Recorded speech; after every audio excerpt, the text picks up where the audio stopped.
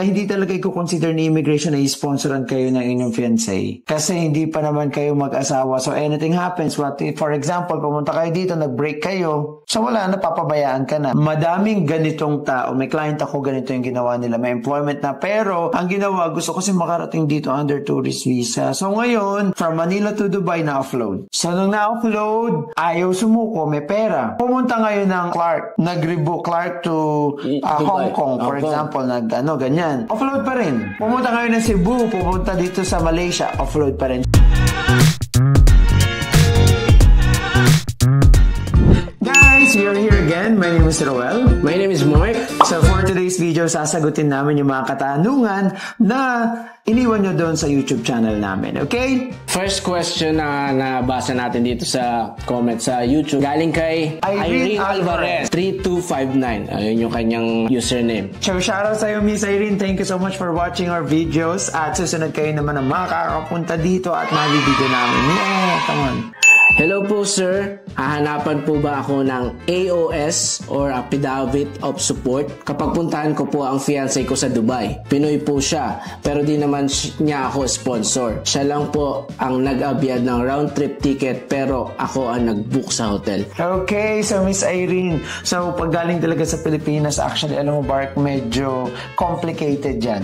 Bakit? Kasi at the end of the day, hindi mo pa rin siya asawa.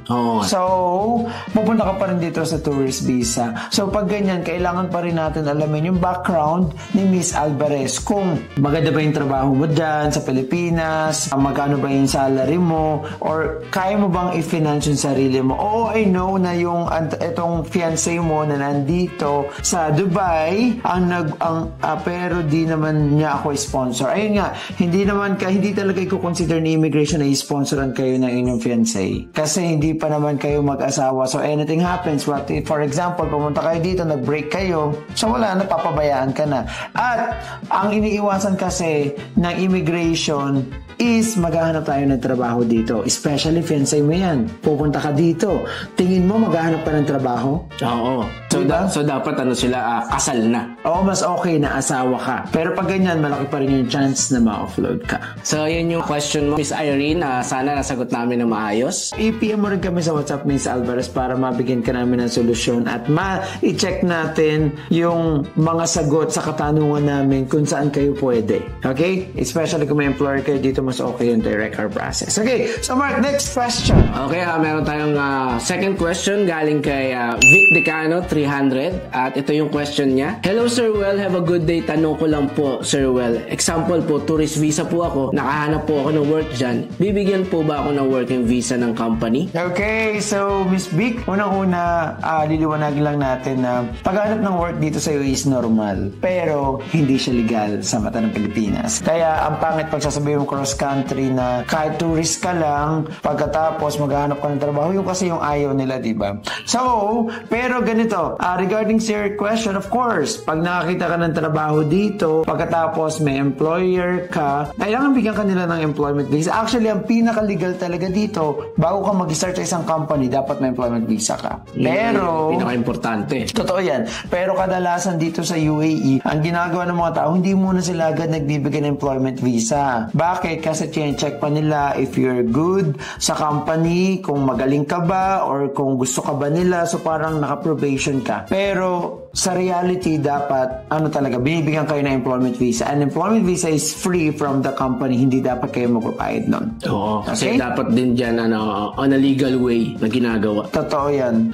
Okay, so Mark, question. Okay, galing kay user. Walang masyadong pangalan yung kanyang username. Ito yung tanong niya. Good day, Kuya Well. Question po, kung makakapasok ba sa Dubai kung may exit re-entry visa po sa Saudi from Pinas po at galing ng bakasyon? Okay, because actually, pwede talaga yan. Pwede, kasi pwedeng pupunta ka dito, magtuturist ka, pero yun nga, kasi medyo sensitive din eh. Ang iniisip kasi ng immigration, kadalasan pag pumunta dito, naka-re-entry, hindi na bumabalik ng Saudi. Kaya, lately, ang nangyayari, pag may stopover dito, pagkas may visa dito, sinasabi ni immigration na dapat may ticket ka directly from Manila to Saudi. Kasi pag may stopover, may visa ka dito, there's a possibility na hindi na sila babalik ng Saudi. Maghanap na silang trabaho dito, which is yun yung iniiwasan. Yun yung iniiwasan ng mga sa immigration. Oo, sa immigration. Alam mo, walang masamang mag-tourist visa dito sa UAE. Kahit saan bansa ka pa, as long as complete documents ka, hindi masama. Ang masama is yung magtuturist ka, tapos napaka-vocal mo na maghahanap ako ng trabaho. Which is yun talaga yung bawal. Okay? So, fourth question. Galing kay France Fries. Ay, I like that. Parang French fries Okay. France. So yan, galing kay France Fries. Ang tanong niya is, automatic po ba na offload pag tourist visa ang meron sa'yo papuntang UAE? Okay, Mr. France Fries. Napakasarap na pagkain yan. So, ganito, hindi naman automatic na offloaded ka pag naka-tourist visa ka. Especially, ang tanong dyan, saan ka ba manggagaling? Sa Pilipinas ba? Sa kung saan bansa? Hong Kong, Malaysia, sa Middle East? Okay, let's talk about Philippines. Pag sa Philippines ka, ang sure lang kasi na walang offload is with affidavit of support. So, kung naka-tourist visa ka, pagkapos, i-assess pa rin yan ni immigration kung kaya mo ba yung support ng sarili mo. Pero, pang Philippines at wala kang relatives dito, hindi maganda yung trabaho mo sa Pilipinas, malaki ang chance mo na maghanap ka ng trabaho dito, offload talaga sila. Oo. So, ano ba yung affidavit of support? Ito ba yung may mga kamag-anak ka, may asawa ka? Yun, affidavit of support actually, medyo magkaiba kasi yung nakalagay doon pag na-offload ka may papel. Nakalagay doon hanggang 4th degree or 3rd degree na pwedeng bigyan. Pero pag dito, hindi binibigyan. Ang binibigyan lang is yung may immediate family, which is, meron dapat ang immediate family mo na 10,000 salary. One of the basic rules. Pesos, 10,000. Dirhams? Yeah. Dito. Ah. Kailangan may 10,000 dirhams na salary ka para makakuha ka ng affidavit of support. Ang laki pala. Yes. So, next question. So, Mr. Franz, sana nasagot naman yung question mo. Okay? Ito naman, ang ating fifth question is galing kay user again. Iba na naman yung pangalan. At ang tanong niya is, hello sir, sa pagkakaintindi ko po sa video nyo, kayo po ang nagpa-process ng papers dyan, papunta dito. Kayo po ba ang ko-contact sa employer na nag-hire sa akin? Okay. So, Mr. User, sana hindi ka nag-use So, Mr. User, yes, kami yung ko-contact sa employer nyo. Pero syempre, di ba, kung sino man yung nakakita sa video namin na kami, or kung sino man nakakita sa mga services namin, like for example, kayo, papaliwanag po muna namin sa inyo kung paano yung magiging process, especially if it's gonna be direct hire. Pero, pag napaliwanag na namin sa inyo, kailangan din namin kausapin yung employer. Kasi nga, yung mga initial documents na kailangan para sa pag-process nito is sa employer mo na, like yung trade license, passport, visa, Emirates ID na employer, so other details, and kailangan din namin i-check if the company is really existing or not. I mean, kung meron ba silang physical office, shops, or restaurant. So, kukontakin namin sila, papaliwanag, and then if they're willing to get you from the Philippines, so ipaprocess natin to on legal way. Okay? Yun. So, ito na, pang-anim na question na natin to. Galing sa user. Ba't hindi kayo gumagawa ng account nyo? Pang-anim na question. Hi, ask lang po how to avail working visa. Philippines to Dubai. No relatives po dyan, just want to work in Dubai. Working visa, hindi mo naman talaga kailangan ng relatives eh. Kailangan mo talaga, it's either pag may employer ka, so katulad yung sinabi namin kanina, ipaprocess natin on a legal way. Pero, kasamin kasi, lagi kong sinasabi, hindi talaga kami nagbibigay ng work. Depende pa rin sa client natin kasi kami nagpa-process ng mga JO, which is job order, na yun yung mga position na kukuhanin nila sa Pilipinas. Pero may mga companies na nag-aas sila, or maybe, kasi nga, recruitment agency po yung agency natin sa Pilipinas, so they're asking for some people na, hanap mo ako ng ganito, hanap mo ako ng ganyan. So, pinopost naman po namin agad yun. Pero, kayo po na ganito na ask po how to avail working visa, siguro ang ina-ask nyo is freelance visa, which is bawal po yun. Kasi nga, pag nag-freelance ka from Philippines to Dubai, ang nangyayari, ini-sponsor lang sila ng company. Alam mo ba yun? Ini-sponsor lang sila ng company. Parang may naririnig na rin ako mga ganyang balita, tsaka issue. Yeah, walang work. So, which is bawal po yun. So, hindi po kami nagaganon. So, ayun, bawal. So, okay. Next question, pampito na to. Galing kay user na naman, ba't hindi nga kayo gumagawa ng sarili nyong account? Pero may picture siya. Sexy siya. Siguro hindi alam nila paltan. Yeah. So, ito, good day sir. Paano po ang proseso ng working visa if mayroon meron na pong employer dyan sa Dubai. Okay, so Miss User, so ang tanong mo kasi is all about working visa, kung paano i-process. Ang working visa kasi, ang pwede na mag-process yan is si employer. Or si employer kasi kailangan yung Emirates ID, kailangan yung e-signature to process your visa. So step by step, kailangan i-process nila sa labor, ang offer letter, yung insurance, tapos yung entry permit kung outside the country kayo on. Pero related dito sa question mo, paano ba i-process yung legal way? Katulad nga kanina sinabi natin, may approval ni consulate, pagkatapos papadala sa Pinas yun, approval sa POEA. Ikaw na naka-working visa from the Philippines, kailangan meron kang OWA o ECP2. Pag wala sila nun, pagkatapos pumunta sila sa immigration, dala lang nila yung working visa, Offload. yes, ma-offload kayo. So, sayang. Kaya, karamihan sa mga client din namin is ganun yung ginawa. Akala ni employer, bigyan lang ng employment visa, hindi tourist visa, punta sa immigration, may ticket. Akala nila ganun kadali, pero offloaded siya. Okay, next question. Okay, pangwalo na to. Ito, galing kay Raymond Mutia Aurelia. Ang sabi niya is, Sir, paano po malaman kung legit yung employer? My sister is currently on hiring process as direct hire. Ano po ang indication na okay yung employer? Kinakabahan kasi kami kasi first time niya po na mag-direct hire. Baka ma-illegal siya. 15 years na po nag-abroad as DH yun. Salamat po sa magiging sagot. Okay, so Mr. Raymond, paano ba malalaman natin na ang nag-hire is legit? So, syempre, una meron silang job order. Kasi pag meron job order, ibig sabihin, confirm ni consulate, confirm sa POEA, so makukuha talaga nila kayo. Huwag kayong mag-apply sa mga companies na nag-apply lang kayo pero wala naman silang job order pagkatapos hindi nila kayo makuha sa Pilipinas. Or pwede naman masabi natin na legit talaga yung company pero hindi lang nila alam yung process, so tayo ang lalapitan nila. Wag usapang DH kasi kami ang pinaprocess talaga namin is mga skilled. So yung mga under company, pero pag DH kasi under Tadbir yun. Nagpa-process din naman tayo noon pero Tadbir ang maghahawak ng ganito pag DH or mga nani. Okay? So ano ba yung Tadbir? Ang Tadbir kasi, sila lang yung pwede mag-process ng sila yung like an agency na naghahawak ng mga DH, mga nani, yun yung Tadbir. Pero pag yung katulad natin recruitment agency for skilled worker, dalawa kasi may skilled at non-skilled. So sa non-skilled si Tadbir lang yun. Okay? Ayun, sana naintindihan nyo yung answer. Okay, ito na. So ito pang 8 question galing kay CL_da_Ian Crislin Sangan. Ang tanong niya is, Sir, ask lang po na-offload po kasi ako nitong nakarang linggo. Paano po kung mag-cross country po ako from other country to UAE? Di po ba doubtful yun kasi na-offload na ako before? Okay, so Miss Ian, napansin ko yung mga comments natin dito nasa 2 months na. But that's okay. So at least I think kasi ina-encourage ko yung mga tao noon na mag-message sila sa atin through WhatsApp directly para madali tayong makasagot.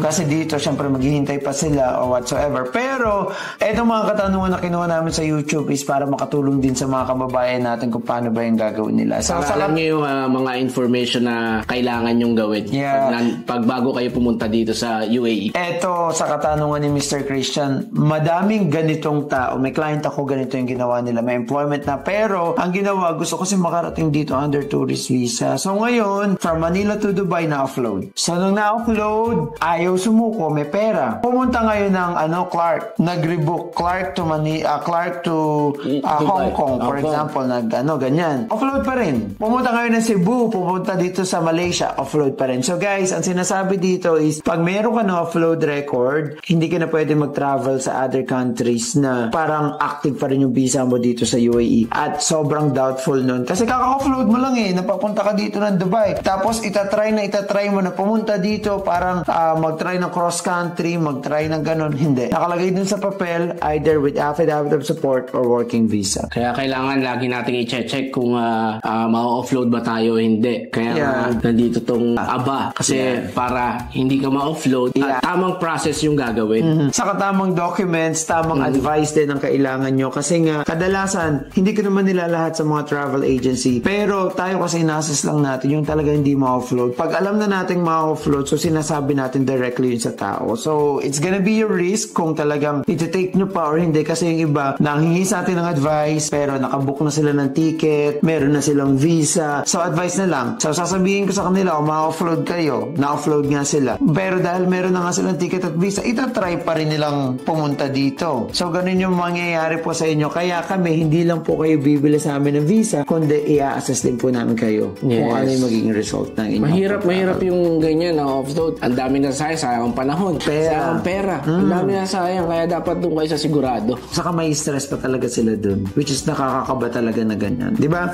Kaya tayo, medyo may trauma tayo sa immigration. Okay, so meron tayong last question. Ito na yung ating last question galing kay user na naman. Pero ito, ang tanong niya is, Hi sir, napanood ko kasi vlog mo sa YouTube. Ask ko lang po para klaro. Dito po kasi ako sa Riyadh. Kung pupunta po ako ng Dubai, kailangan po may exit visa ako sa company ko dito. Tapos, iba pa po yung visa na ipaprocess nyo for Dubai? Yes, okay Mr. User. Magandang katanungan to. So, iisa-isahin natin lang. Kasi gusto niya talaga iklaro eh. Dito po, nasa Riyadh ka, pupunta ka ngayon ng Dubai. Kasi ito, ang exit or re-entry is ito lang yung kailangan ng immigration para makalabas sila ng bansa na yun, ng Saudi. Kasi pag walang exit re-entry, hindi ka makakalabas kahit meron kang visa dito sa UAE. Yes, exit re-entry is nanggagalingin sa amo nyo. Papunta dito, kami ang nagpa-process ng visa. Kasi nga, tapos ayun po, so exit re-entry nga po doon yan sa amo nyo manggagaling or sa employer nyo. Tapos yung visa po is dito po, mga agencies lang dito sa Dubai or UAE ang nagpa-process niyan. So hindi pwede mag-process sila. Kung sila din, the employer nyo magpa-process, kukontak pa rin sila dito sa UAE na mga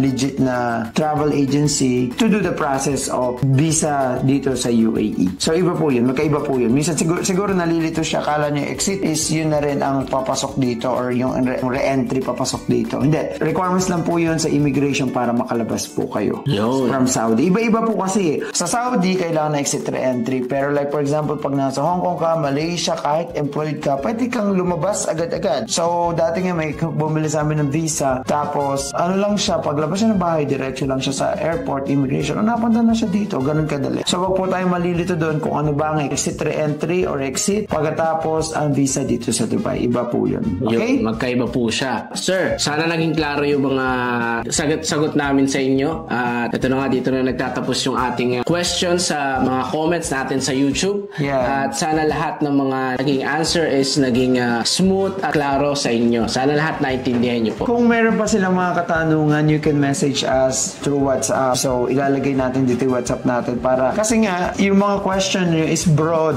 So, may mga, lalo na kung gusto magpa-assess, kailangan kami din magtatanong sa inyo at sasagutin nyo. Pagkatapos, I think, ito na yung start para lagi kami magsasagot sa mga comment nyo, yung mga updated comments, kasi kadalasan, ito nakita ko 3 months, 2 months, so baka nagawa na nila, or yung iba curious pa kung paano pupunta dito. So, sige, mag-comment lang po kayo comment, and Mark and Kuya Well will answer your questions. Okay? Alright. So, thank you so much. Bye.